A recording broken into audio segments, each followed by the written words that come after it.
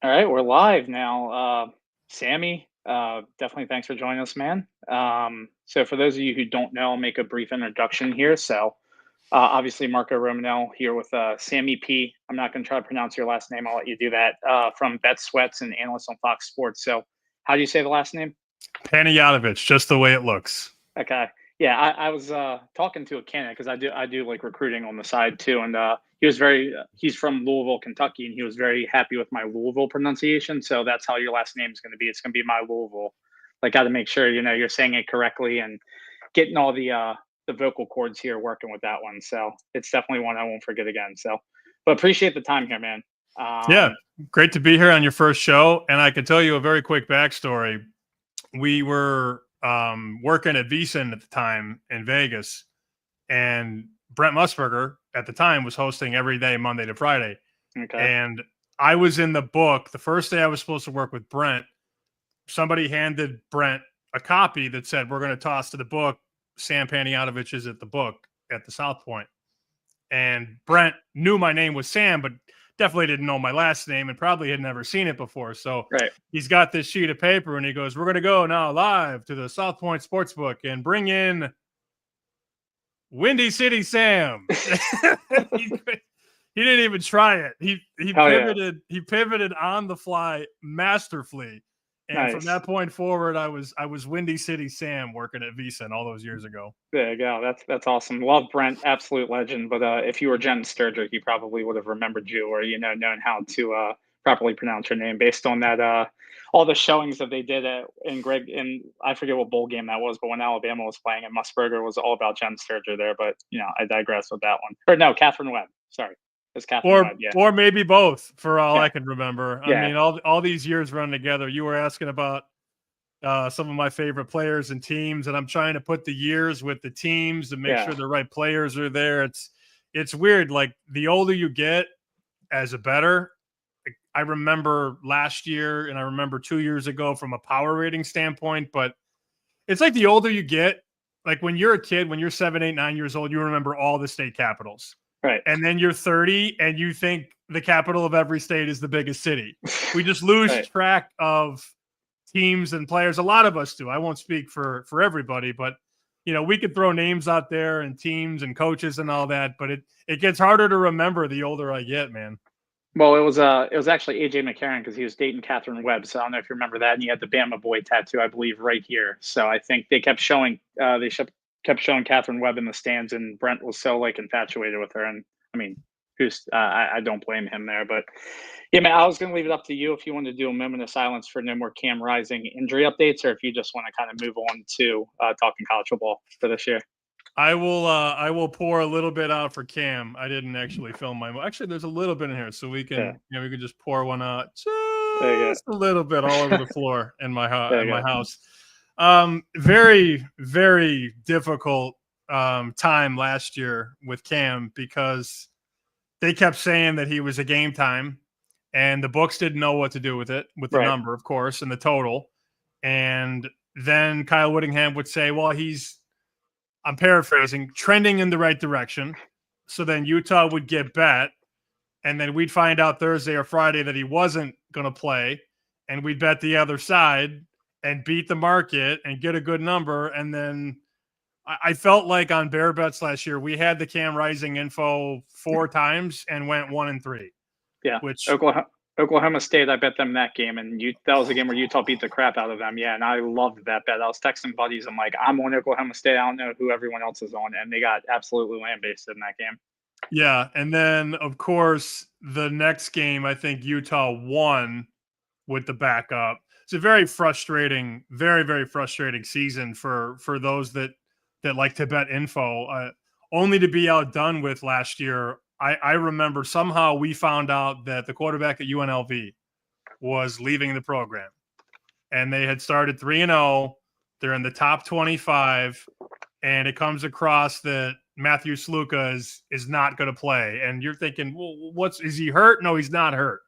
Well, why would he leave a 3-0 team in the top 25? Right. And then there was that big story about how he was allegedly promised X amount of dollars and never got it. So he was leaving UNLV and we had it first. And the line moved 4 or 5 points, and then the backup came in and shoved it up our ass. I mean, he was better than Sluka. Yeah. So you just never know, and that's, especially, at a school like Ohio State, you know a lot about the backup. Right. At a school like Texas, USC, Penn State, you know about the backup.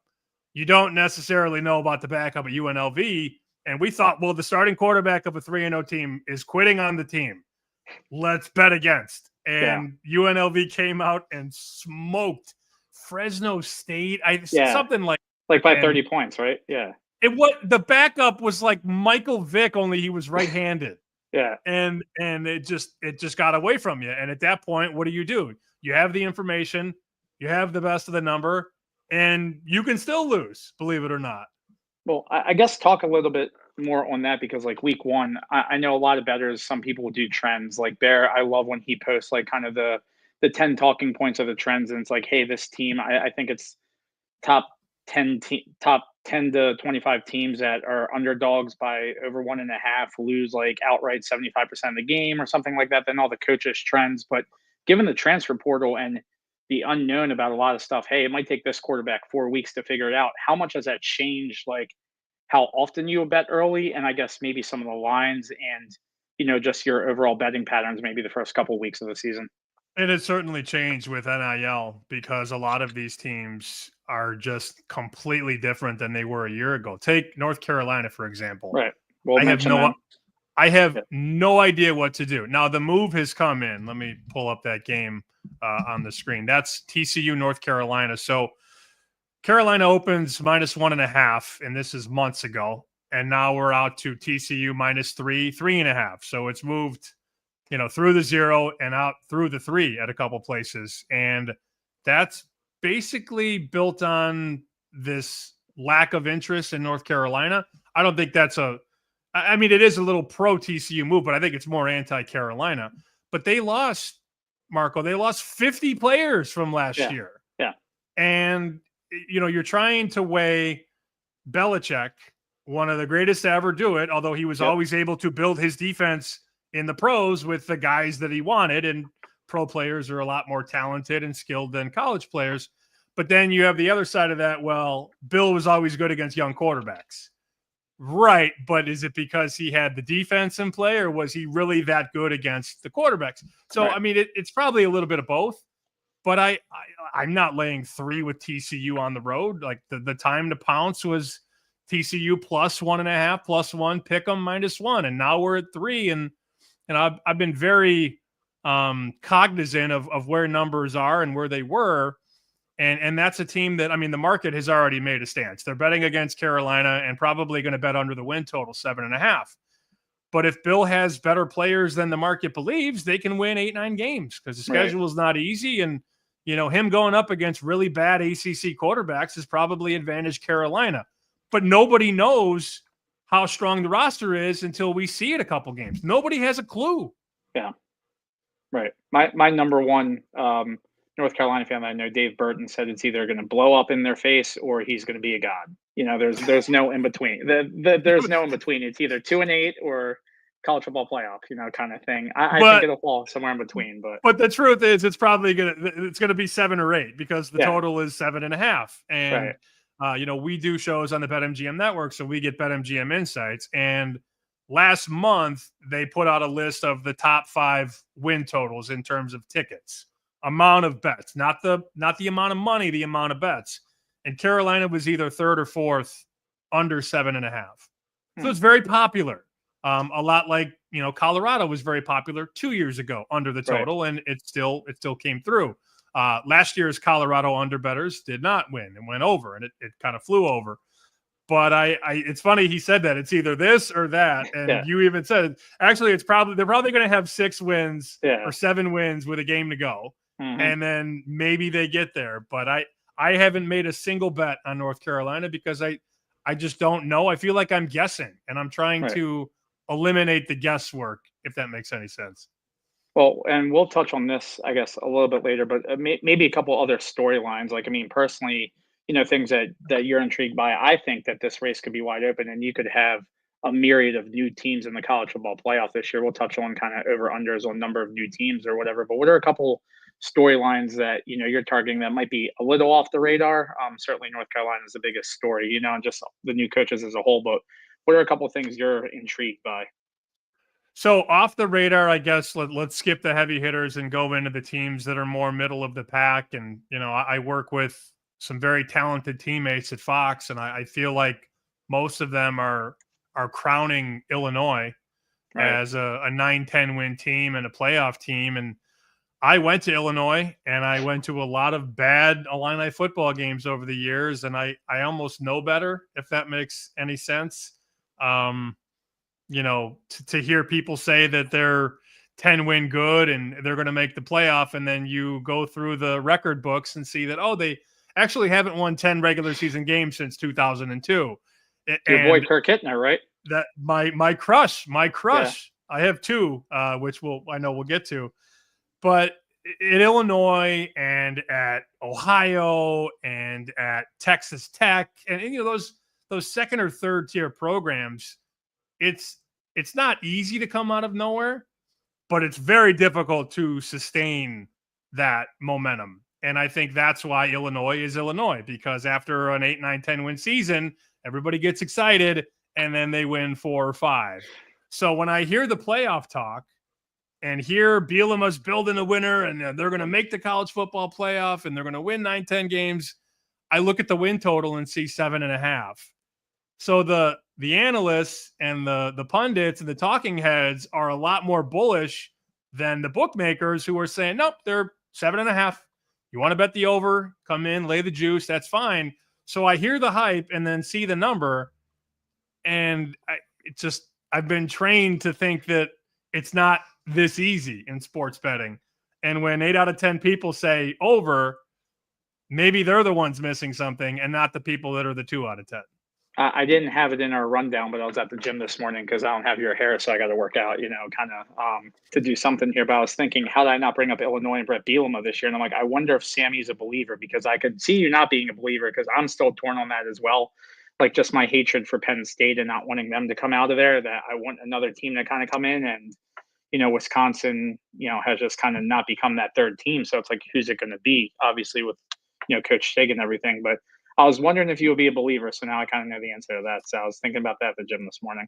I don't love under 7.5, but I'm certainly not betting the price on them to make the playoffs. I saw a 475, a 5-1. They're priced in the same range as USC. And if you have followed college football for more than 1 year, you know that usually the cream rises at USC and not at Illinois. So to see them priced like in a vacuum, to look at the market and see them both around 5-1 to make the playoff, it doesn't compute in my brain. And maybe I'm jaded. Maybe I've seen Illinois lose a Northwestern too many times and just say, screw these guys, I'm not getting burned again. I would never bet them at 5-1 to make the playoff. That would be a number I would need like 10-1, 12-1 to make the playoff, because I think that's what the true number should be, not 5-1.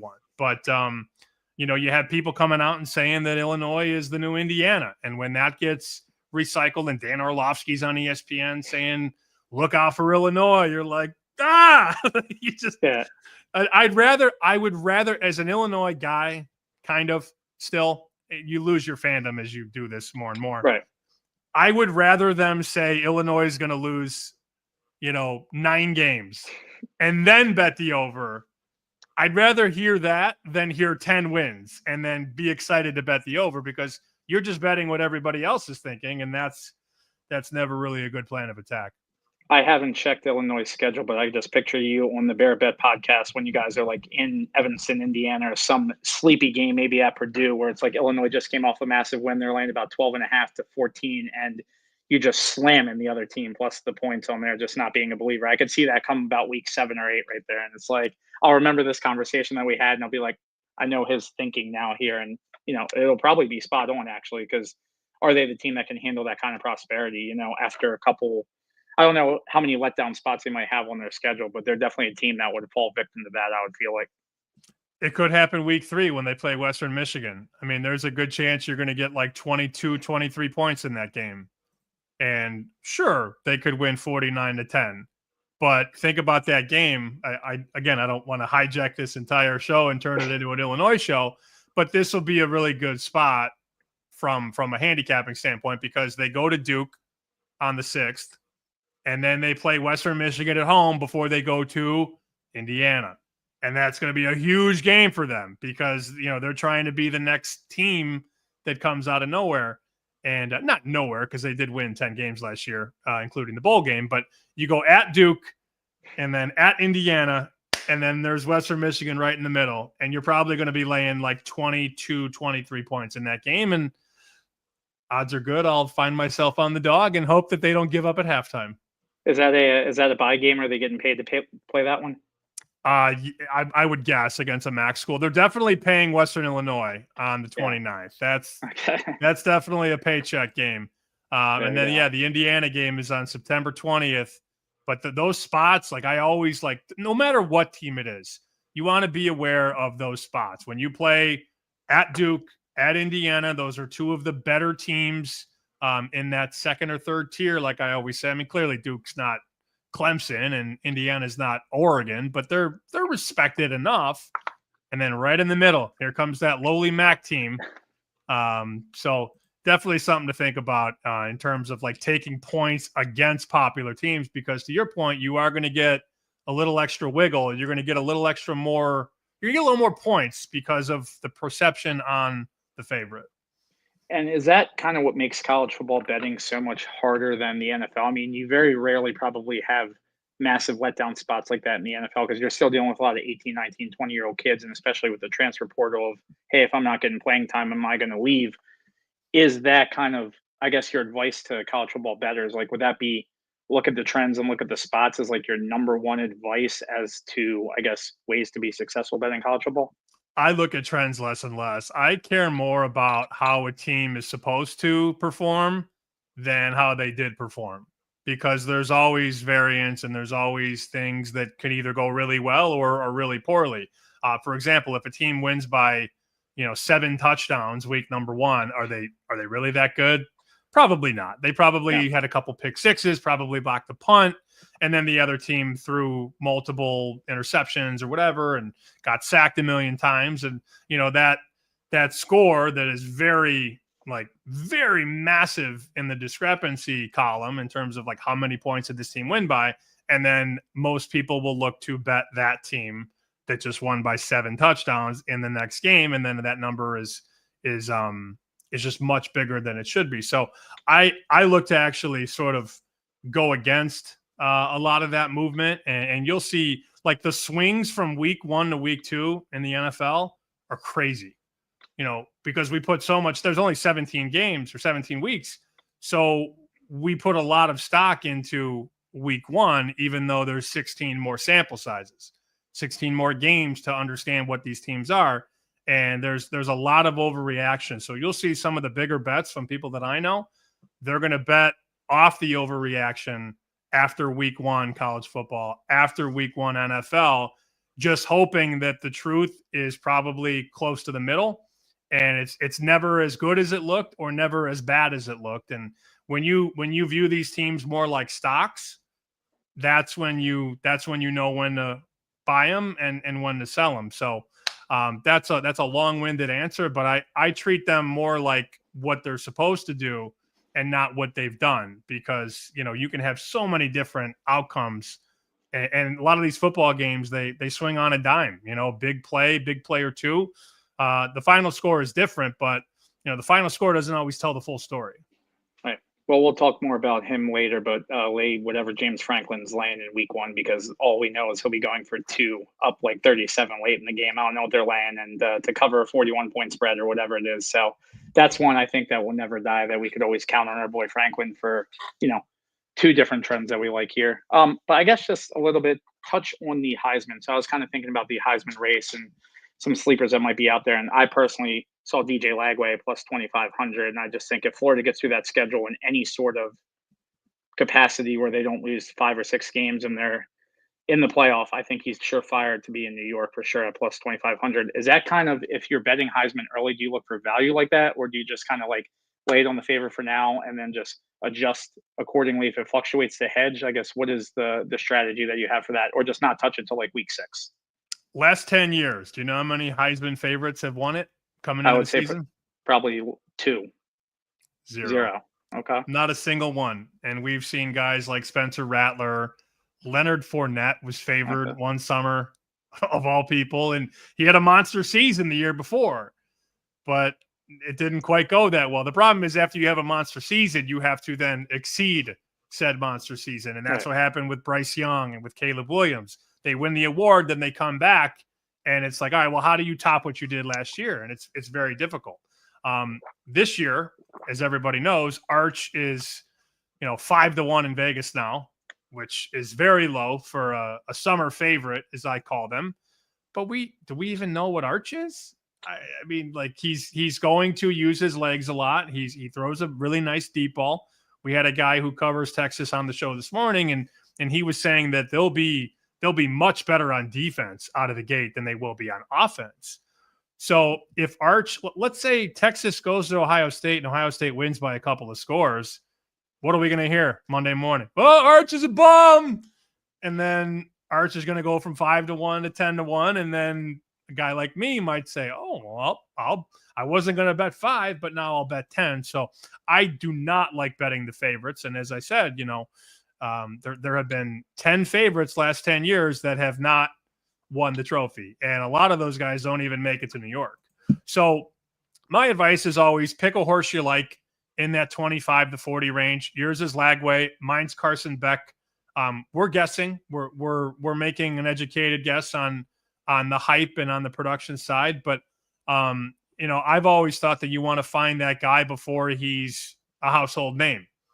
And we've seen several of those guys. Travis Hunter last year comes to mind. He was 50-1 in the summer. Right. He wasn't a household name until, Colorado was a program on in all of our households. But I think the average fan didn't know who Travis Hunter was until maybe week 2 or week 3. And then all of a sudden, look out.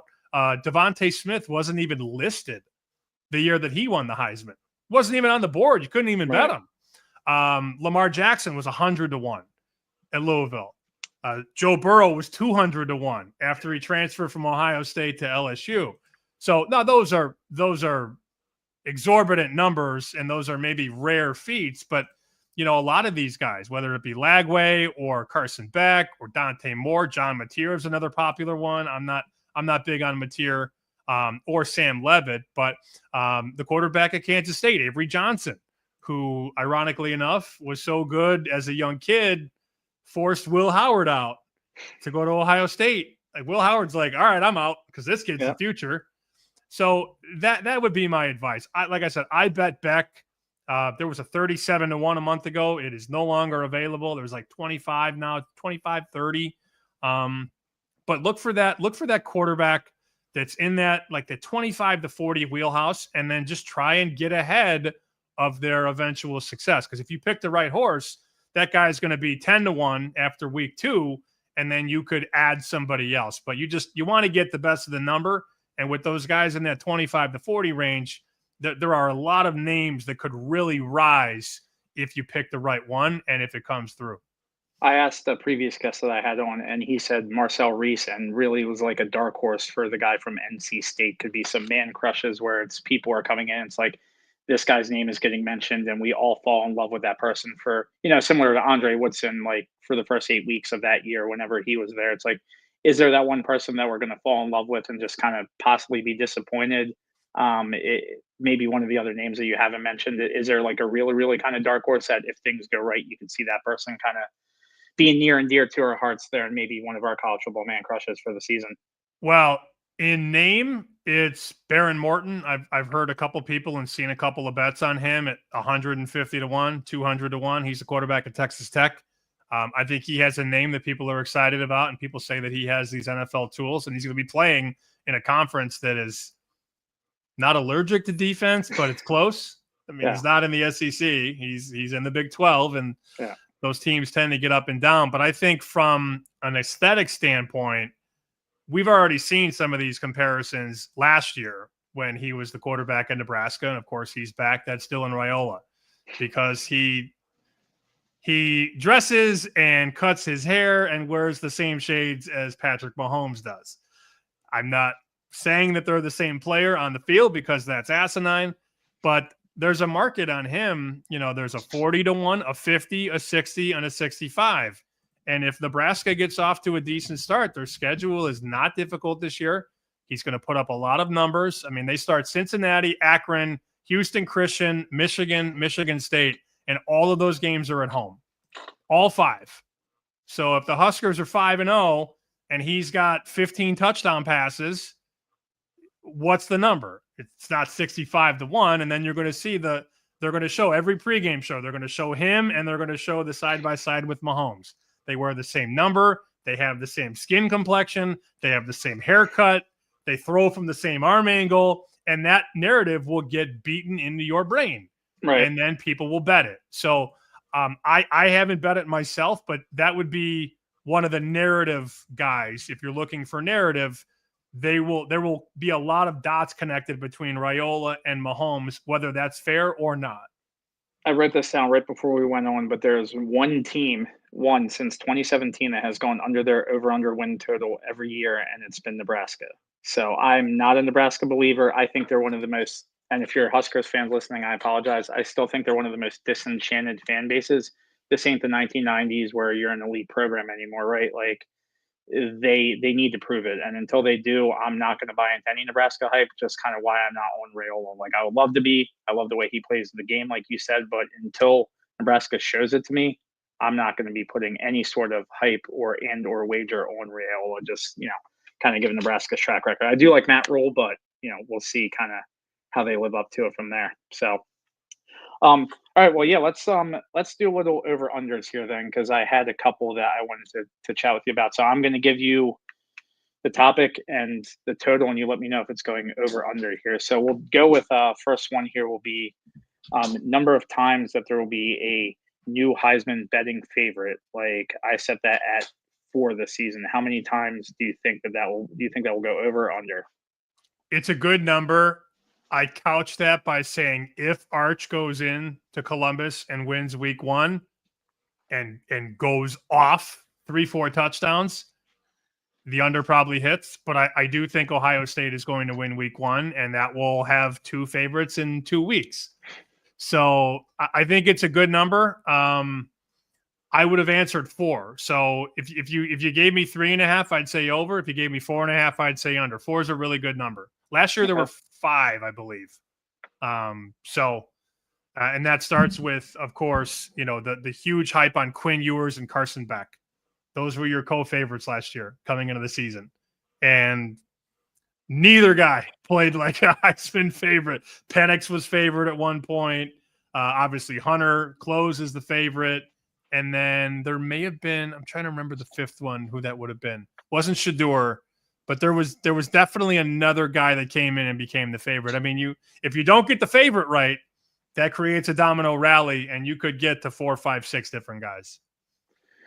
Well, Carson Beck had a lot dealing with off the field, so props to him. The man's living his life, especially being in Miami now. So I want to be a Beck believer. I know he's your boy. We'll see how it goes there. As long as he's dating one of the Cavender twins, which they might have broke up, I don't know. But it'll be tough for me to back him. Here's an interesting one that I thought, and I wasn't sure what this number would be because I don't know what a typical kind of number is, but number of coaches fired mid-season. I set that over at like 4.5, and that could be power conference or small. I guess if we go with just not like a super obscure conference, but just some of the group of fives in Power 5 conferences, do you see an exorbitant amount of coaching changes in season at any point? You'll see a handful for sure. Now, whether that's 2 or 5, that's the exercise, right? I would lean under, because the question was by mid-season, right? So we're talking like what? Just in the season at all. Oh, in season, like in totality. Yeah. Do I get the break before the bowl games or no? No, just the regular season. Regular season. I'll take under 4.5. You'll get a few, but I like my chances 1 through 4 instead of 5 and up, and that's me totally gambling here. I'm hitting on 15. I don't know. You're gonna have at least 2 or 3 though, and then I think you'll see a lot of those decisions after the regular season. So in season, I'll go under. Yeah, I'm curious to see if Maryland likes giving Loxley yet another chance here in the DMV. We got a lot of Loxley defenders and great guy, good recruiter. You got to win more than 6 games a year and go to the Military Bowl or whatever bowl it is. So I think he might be fired midseason if they don't live up to the expectations that they have. So just a name to keep on the radar there for people. You'll like this one. So I have number of minutes of overall game time, not real time, but game time that Kent State football will have a lead. I said it at 15 minutes throughout the season. I laughed at their win total, which last check was 1.5. That's as disrespectful as it gets, and I don't think that number has changed all that much. Yeah, 1.5. And if you want to go over, you got to lay a price like $1.50, $1.60.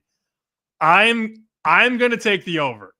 I respect the number. I think it could be very accurate. But if they win 2 games, they're going to get over. And right. So this is 15 minutes of the entire season that they lead by? Yeah, I mean, they might kick a field goal to win the game like late, and they actually never kind of led in that game. So just overall time leading. I mean, if they go in week 1 and kick a field goal to go up 3-0 and then lose 70-3, at least they led for a little bit amount of that time. So just overall time that they're leading on the scoreboard. So they play Merrimack in the first game. And I don't know how much you know about Merrimack, but that's new to Division One. Yeah, it's a glorified JV team. And that's the problem. If they score 7-0 in that first game, they're never going to trail. Here's the other thing. You could flip this. I'm going to take the over to the 15 minutes. Okay. And the better question is, how many of the remaining 11 games do they have a lead in? Oh, and wow. You can make that number 1.5 because they play UMass at home, they play Bowling Green at home, Central Michigan.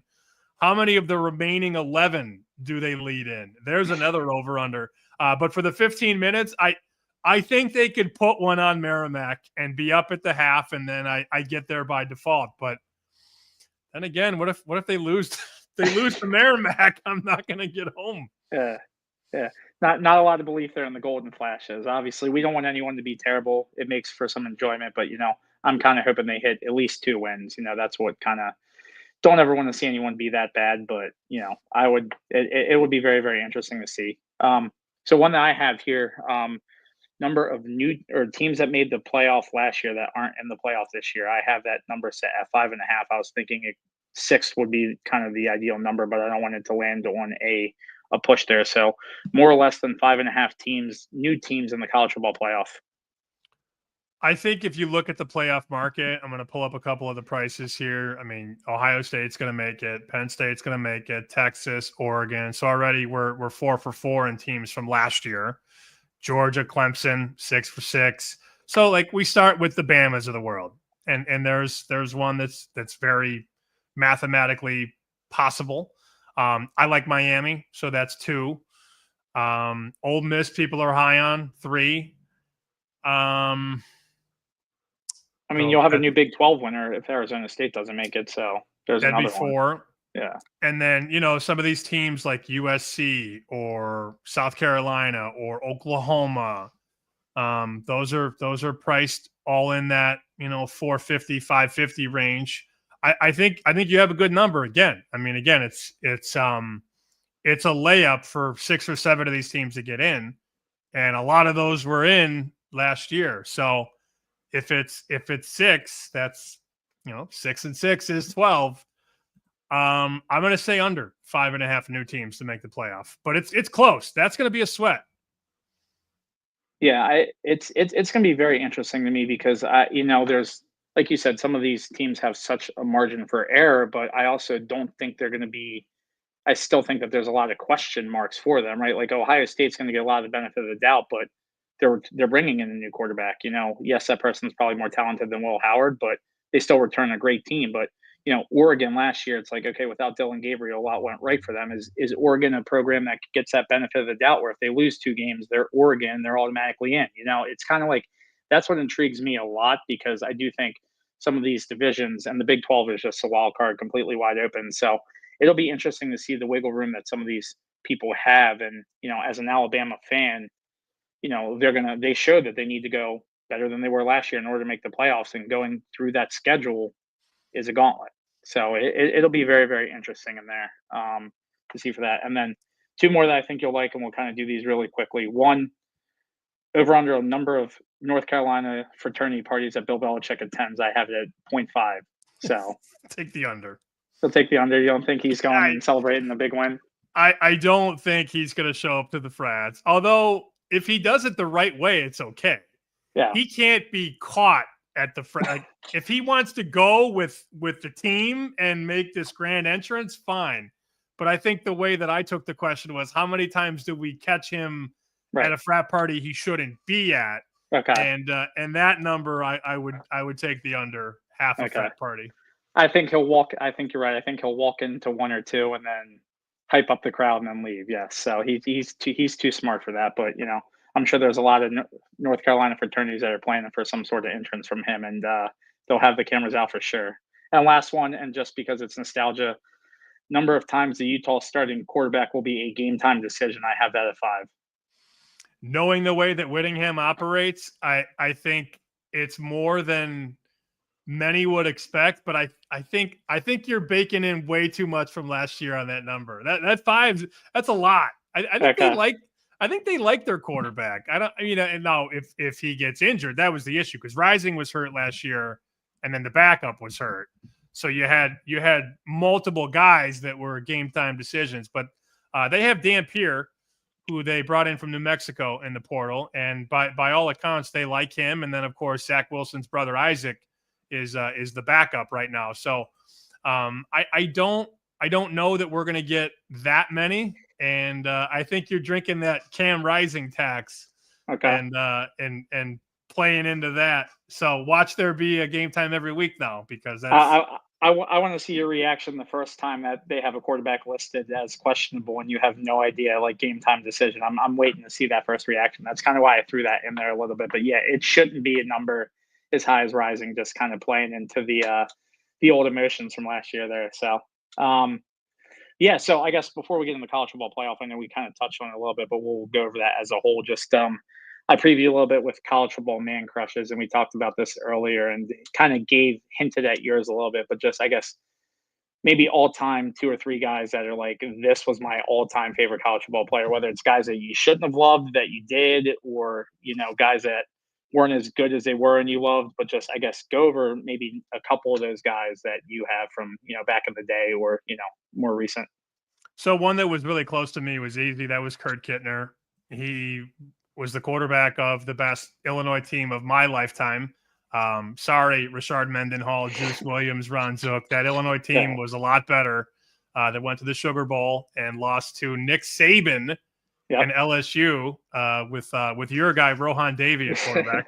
But Kurt Kittner to Brandon Lloyd was a fascinating combo, quarterback to receiver. And Kurt was a long time. I don't know if he's still doing the games on Illinois radio, but he stayed around and has been involved. But he had a couple monster seasons there, man. And unfortunately, he got hurt a couple times. But that season, he throws for 2,900 yards and 23 touchdowns. And at Illinois, you just didn't see that.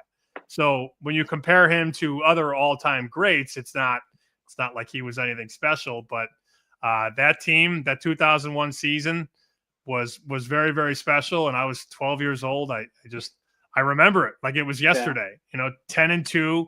The only losses that year, of course, were to LSU, and then they lost to Michigan in the regular season, 45-20. Michigan pummeled them, and the Sugar Bowl was fun until it wasn't. So Kittner's my easy one, because I grew up in Illinois and I watched them basically every weekend.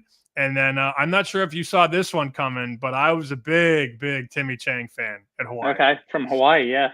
Yeah, I mean, he was throwing the ball 600 times a year at Hawaii, and it was always on late, so it was a treat if your parents let you stay up, because I was like 11, 12 years old, and at that point you're not supposed to stay up until midnight. But my dad would often fall asleep on the couch, and then I'd just sit on the couch next to him and flip on ESPN2 and watch Timmy Chang throw for 400 or 500 yards against whoever. Yeah. Just a legend, a late night legend. And by the time he was a senior, I would have been a sophomore in high school, and I had my first bookie.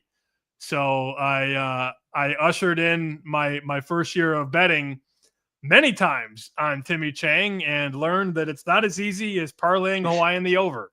Yeah. It's not that easy. Although you might think it is, it's quite literally not that easy.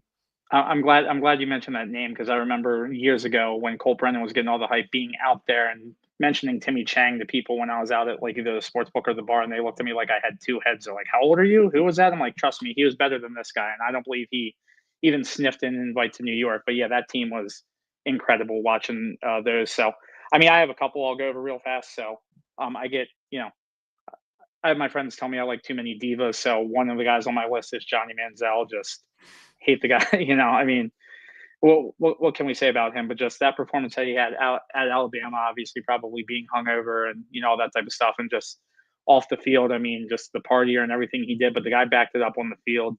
Short guy, diminutive.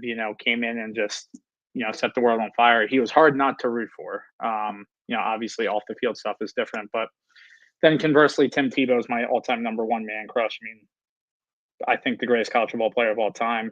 And then I also have Charles Rogers from Michigan State on the list. The first guy that I saw at receiver where I remembered I was like, wow, damn, this guy is like surefire, can't miss in the NFL. And then he missed in the NFL. But he was just I remember that the one toe catch that he had in the back of the end zone. I believe it was against Michigan or maybe Notre Dame where he got the toe down. With that was the first kind of college football player where I'm like, how good are these guys? Like, it was insane. And I don't remember the year. I think it was when I was in high school, like 2001 ish, around there. But yeah, he's definitely on that list for sure. Yeah, those So are good ones. A couple others that I wanted to just nominate because Kittner's a boring answer, but it's a personal answer for me. yeah, So if you're looking for more flash, let me throw Ed Reed at you. yep, Ed Reed was unbelievable at Miami, and to see some of the pregame speeches and then the halftime speech, the game they were losing, and then I'm came hurt, out dog. and Yeah, yep, exactly. And then they came out like a cannonball in that second half. So Ed Reed's one, and look, I'm going to date myself again, but Antoine Randall at Indiana was really something, and he, of course, is a local Illinois product as well. But that was like one of those first guys that they kind of did everything. Like they used him at quarterback. They used him on flea flickers. He did a lot of things in college and in high school. He was like returning kicks and doing trick plays. And then, of course, in the NFL, they used him in Pittsburgh at wide receiver. But just basically get him the ball and get out of his way. He is from Riverdale, Illinois, and okay, played at Thornton Township and then went to Indiana and probably could have played multiple sports. He played basketball. He played baseball. I think he ran track. He was just an athlete. Now they yeah, list kids as athletes. He was one of those first, if you're a recruiting guy, ATH, he would yep, have been one of the first ATHs back in the day. And he went to Indiana 98 to 01. okay. But So he yeah, was freaking electric at Indiana. yeah, I remember him. He was kind of one of those athletes too, where you're like, damn it. And then he was on the Steelers, and he had a couple of those big flashes in there too. And I kind of remember that. And it was kind of what put Indiana football, like, made them somewhat, kind of in the market there. I mean, I didn't even know Indiana had a football team until him, kind of thing. So you're exactly right. The scope of what he did there was just incredible. Cool. So we'll kind of wrap it up with just college football playoff. I just kind of want to give you maybe, obviously, let me know who you would have winning the national title, and then maybe just a couple of the power conference teams, like, hey, a Texas Tech can come out of the Big 12, maybe not the favorite, or whoever. But before we get into that, I want to make a nomination to be your new FCS guy this year. If Jeff Schwartz doesn't do it, if the bartender doesn't do it, and then Jeff Schwartz doesn't want the job, I can do it, Sammy, because as a Towson University alum, Towson had banned tailgating like 6 or 7 years after I graduated, maybe like 4 to 5. And my mom calls me and she's like, "Hey, Marco, they're about to do a news story on Towson banning tailgating." So I turn the news on the phone with my mom. When they cut to the news piece after the anchor goes in, so and so with the report, right? They show a highlight of people shotgunning beers in the parking lot at Towson University tailgate. It was me, the president of Towson University, and 2 guys in my fraternity just shotgunning beers. And it's like, this is why tailgating is banned at Towson. My mom's like, was that you? And I was like, that footage is from like 5 years ago. So, I mean, that was my claim to fame for Towson football there. And then obviously, just seeing us get to the uh, national championship game, beating the likes of Jimmy Garoppolo and Vernon Adams on the way there. I mean, that was just kind of the highlight of that. But ask your FCS guy how he feels about Towson this year, and then definitely let me know, because I would like to put some coin on the Tigers, but I don't know how we're going to be. I need to figure out what they have at quarterback, and a quick look. I assure you, I have not studied this at all, but they have 6 quarterbacks on the good old depth chart: Sean Brown, Carlos Davis, Nathan Kent, Jack Pelliciotti, Scott Smith, and Winston Watkins. So I definitely have to do my diligence there. We'll have some team. Anybody who watches Bear Bets knows that we had some fun over the years, including the team that never punted, Presbyterian, a couple of years ago. They just, like, even if they had 4th and 10 at their own 5, they went for it. So you would just get, it was like the Energizer Bunny. That actually may have been pre-Bear Bets. That may have been 22. So it may have been a year before we started the show. But we talked about it on Chicken Dinner and on Fox. And, so this team would, it'd be 0-0. And they'd receive the opening kickoff. And instead of 3 and out, no matter where they were, they'd go for it. So if they didn't get it on 4th, the other team would walk into the end zone. And then they'd get the ball back, and they'd do it again. And they'd be down 14-0, 21-0 in the first 6 minutes of the game. And then they'd eventually hit a home run, and now it's 21-7. And then the other team would come down. You'd have 50 points at half, and the totals were in the 60s, 70s. And there was one game they scored 106 points or something like that. Wow. Now, eventually everybody caught up, and the totals got in the 80s and 90s, and it wasn't as fun. But there's always that FCS team. The other guy who we found early at Incarnate Word was Cam Ward. Yep. They were flying up and down the field. Mm-hmm. This is 3-4 years ago. And Incarnate Word was playing like a basketball pace. And then Cam Ward transfers to Wazoo and then goes to Miami, and then he's the number 1 pick. But there's a lot of talent that doesn't work out in D1 and then ends up in FCS or vice versa. And if you find the right ones, you could definitely make some money. I didn't expect a Presbyterian blue hose reference on the show, but that's why you're the best there. And that is one of the best nicknames for any team in all of college sports. So come college basketball season, I'll have you grill me on college mascots, because when you were talking about memory earlier, somehow I just remember college mascots, and I have no idea. And it's a talent that hasn't got me anywhere besides sitting right here, but it's nice in bars when, guys are impressed with it. They're like, oh, who's the, and they'll give me like an easy one, Arizona. I'm like, okay, you're going to have to give me Evansville or someone in that aspect in order to try to stump me. And then I'll just fake like hesitation and just let them know that they're the Purple Aces. But I guess just to talk a little bit about, like, this can pivot right into the group of 5. Is Boise State that group of 5 representative that is, in your mind, coming into the college football playoff? Or is there another team that you think is good value, or another team that's going to usurp them, not only just for good value, but the team that's going to be the group of 5 representative in the playoff? So you're going to hear a lot of this every year. You're going to hear a lot about Liberty. I'm just not there. I know some people that liked them last year and didn't quite work out. James Madison is another one. James Madison is 11-1 to make the playoff this year, but they have to basically run the gamut. They have to go undefeated. Maybe Army. I mean, Army and Navy are both, like, whoever wins that game could potentially sneak in this year, because they could be, very, very live. One of those teams could be very, very live to be undefeated. And then from there, you see what happens if they can win that last game and then get in. But man, it's like, to win it, that's the problem. Like, I'm not betting those teams to win it in terms of making. Yeah, sure. Just want to be clear that, betting Army to win the playoff is stupid. It's not happening, because even if they get in, which they probably won't, the math says they're not going to. They're not going to win. Let's see.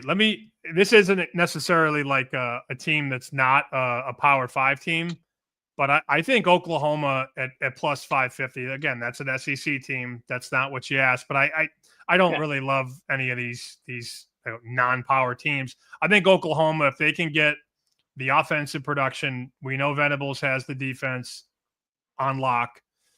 If Mateer and his coordinator, who came over, by the way, together from Wazoo, if they can find some rhythm and have anything from the receiver position, because last year they were a zero. Injuries and transfers and all kinds of stuff last year went wrong at Oklahoma, and they couldn't move the ball, couldn't run it, and had no receivers, so they were dead. But Mateer comes in, and they add some receivers in the portal. If you're looking for a team like that's a sleeper, I'm not going to give you USC or Illinois or Indiana. I think Oklahoma about 6-1 could have legs by the time we get to November, December, and they could crash the party and make the playoff. And then who comes out of the Big 12? I mean, I know we have a barn burner with Iowa State, Kansas State, week 1 across the pond, like week 0 technically. But you stole my thunder a little bit with the Texas Tech mention. That was a team that I could see kind of working their way up. But we know the Big 12 will always be wide open and defense optional, like you said. Who is their representative, or who's the best value that you would put money on to come out? Well, for value, you have to go down the board because the books are basically telling you we don't know who's winning the Big 12. You got 6 teams between 5 and 8-1, so they're guessing as much as we are. But a team that I do like, and I don't want to steal thunder from Bear, but Bear already talked about this team on Fox, and he didn't have them winning the conference. He had them over the win total, but I think Houston could surprise some people. Connor Wegman is the quarterback there. Of course, he played at A&M, started his career there, and it just didn't work out. You know, there were some on-the-field issues. There were some injuries. But he's now the head quarterback, or the starting quarterback, at Houston. And I love Willie Fritz. The guy has won everywhere he's been. I remember betting on him at Georgia Southern. Then he turned Tulane into a power, and now he's doing that at Houston. You know, this is early in his career at Houston as a coach, but hit the portal well. There's a lot to like. There's a lot of upside. And, you know, I don't want to give you the favorite. I do like Kansas State, but that's boring. They're 6-1. They're one of the favorites. Houston is a team. I agree with Bear on the win total over, and I don't think that's a bad bet, 35-40-1 to win the Big 12. Remember, Arizona State last year was like 50-1 after week number 1, and they win the whole conference. So this is the expect the unexpected conference in my opinion. And they won it because Houston played spoiler late, beating, I think, a couple teams, right? Like either BYU or an Iowa State, to kind of where all they had to do was win out and they were in, and then they lost to Houston. So yeah, definitely very, very intriguing there. And I know neither you nor I are James Franklin Penn State believers. We don't understand the hype of this being the year that Penn State wins the college football playoff. If you had to pick a team, because there's a lot of immensely flawed teams, Stark's kind of the same way to me. He's like a glorified James Franklin with better talent, but they always fall short. Who will be the team, gun to your head, that you would just be like, this team is who I would think I'm putting money on to win the college football playoff? There's a range on this team, so get the best number. There's 9, 10, 11, 12, and 14-1 in the market. So don't bet the 9, bet the 14. I basically, Marco, look at it where I want a team that I know is going to make the playoff and is probably going to win the conference. And, you know, the Big Ten could be one of 3 teams. The SEC could probably be one of 3 teams as well. I think it's one of 1, maybe one of 2 in the ACC. It's Clemson for me. I don't use the term lock because that's stupid and there's no such thing. But I would be absolutely stunned if they did not win 10, 11 games, get into the playoff, and then from there, you know, you have a chance. And, you know, we're talking a lot about Arch Manning as a collective of college football fans, and nobody's really talking about Cade Klubnik, who probably puts up better numbers this year in an easier conference with weaker defenses. And what I'm being told is that Clemson has its best group of receivers in maybe a decade. They've hit the portal. They have some young receivers that they like. They're going to be able to run the ball. Their offensive line is solid. And Clemson probably has 5 guys on the defense that are going to play on NFL Sunday really soon, whether next year or 2 years from now. They're loaded. Most talented team, I think, maybe not more talented than Texas or Ohio State, but in the team photo for sure, and way more talented than anybody in the ACC. Although Miami is coming, Mario is building something there for sure. Clemson would be my bet. Roll the dice there, 14-1, and then see what happens when they get in. Yeah, that's crazy to think they're 14-1. I mean, I had a conversation about Dabo earlier or in a previous podcast about not embracing NIL. So this would be kind of like you talked about them hitting the transfer portal in there, but this would go against kind of the current state of college football, and Dabo proven to be, I guess, right if Clemson finally gets there. And I was wondering, would another like 9-3, 9-4, or 8-4 type season, even though they got in last year, they weren't a typical Clemson team. Like, what are those expectations? Is just getting in enough for them, or do they need to kind of win a couple games and win it for Dabo to continuously to be able to keep doing what he does and operating the way he does? So that's a very, very interesting one there, because I think if they don't win the national title or make a run at it, you got to kind of evaluate the modern landscape of college football and see if what you're doing is working or you're just in a weak conference. So really, really interesting bet there by you. And at 14-1, it definitely makes a lot of sense to me. So well, I know you're busy man. I appreciate the time as always. And, seeing Katy Perry on College Game Day, saying that LSU fans smell like corn dogs was my greatest college football moment up there. Sammy, I couldn't get Katy Perry, so I had to settle for you. So appreciate you coming on. And actually, a week from Thursday is both Lee Corso's birthday and my birthday. So 2 college football legends there. And I'm honored to share a birthday with Coach Corso. So, yeah, he's slightly older than me, but there will definitely be a tear shed on his last College Game Day by me for sure. So appreciate the time, man. Happy early birthday, and Thank thanks you for having me. Yes, sir. The big 4-2. So I don't look a day over 41. So talk to you later. See ya.